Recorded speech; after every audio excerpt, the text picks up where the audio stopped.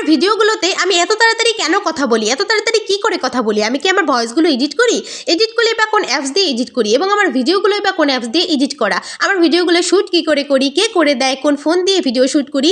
এটা নিয়ে তোমাদের অনেকের মনে অনেক প্রশ্ন। ইদানিং মেসেঞ্জারে কমেন্ট বক্সে এই প্রশ্নটা আমি সবচেয়ে বেশি পাচ্ছি। তাই ভাবলাম একটা ডিটেলস ভিডিওর মাধ্যমে সবার সম্পূর্ণ প্রশ্নের উত্তর দিয়ে দেওয়া যাক। আশা করি সম্পূর্ণ ভিডিওটা স্কিপ না করে দেখবে, তাহলে তোমাদের ছোট ছোট সমস্ত প্রশ্নের উত্তর পেয়ে যাবে। হ্যালো এভরিওয়ান, আসসালামু আলাইকুম। কেমন আছেন সবাই? আশা করছি সবাই অনেক ভালো আছেন।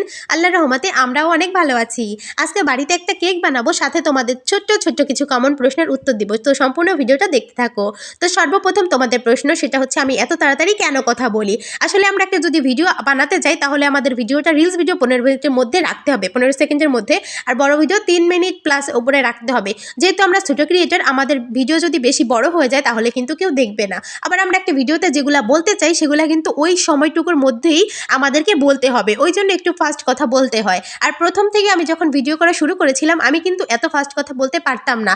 আমার যদিও এরকম কথা শিখতে বেশি সময় লাগেনি, তারপরেও আমি কিন্তু প্রথম এরকম পারতাম না, তখন একটু নার্ভাস হয়ে যেতাম। তারপরে আস্তে আস্তে শিখতে শিখতে এখন এরকম হয়ে গেছে। আর তারপরে কথাটা যে আমি এত তাড়াতাড়ি কী করে কথা বলি, আমি কোন অ্যাপস দিয়ে আমার ভয়েসগুলো এডিট করি। তো এই কথাটা হচ্ছে, আমি আমার ভয়েস কোনো এডিট করি না, এটা হচ্ছে আমার ন্যাচারাল ভয়েস। আমি যেভাবে কথা বলি সেভাবেই ভয়েস দিই। এটাই তোমাদের ভালো লাগে, অনেকের ভালো লাগে, অনেকের ভালো লাগে না। অনেকে বলো তুমি এত তাড়াতাড়ি কেন কথা বলে, একটু আস্তে কথা বলে, কিন্তু তোমাদের কথা আমার কিছু যায় আসে না। কারণ অনেক মানুষ আছে, আমার অনেক বন্ধুরা আছে যারা আমার এই ভয়েসের জন্যই আমাকে ফলো করেছে এবং আমার ভিডিওগুলো দেখে। সো আমার বন্ধুরা, আমার ফলোয়াররা যেগুলো ভালোবাসবে সেগুলোই আমাকে করতে হবে। আশা করি ব্যাপারটা একটু হলেও আমি তোমাদেরকে ক্লিয়ার করতে পেরেছি। সেকেন্ড হলো, আমি আমার ভিডিওগুলো কোন অ্যাপস দিয়ে এডিট করি। আমি ইনশুট অ্যাপস দিয়ে ভিডিও এডিট করি। ইনশুট অ্যাপস দিয়ে ভিডিও এডিট করা আমার কাছে ইজি মনে হয়। তোমরা যদি তাও, তোমাদেরকে এডিট করার একটা ডিটেলস ভিডিও আমি শেয়ার করতে পারি। তারপর হলো, আমার ভিডিওগুলো কে শ্যুট করে দেয়? কেউ দেয় না। আমি একটা স্ট্যান্ডের মাধ্যমে আমার ভিডিওটা শ্যুট করি। আর কোন ফোন দিয়ে? অনেকে ভাবো যে ভিডিও এডিট করতে, ভিডিও আপলোড করতে মনে হয় দামি ফোন লাগে, কিন্তু না।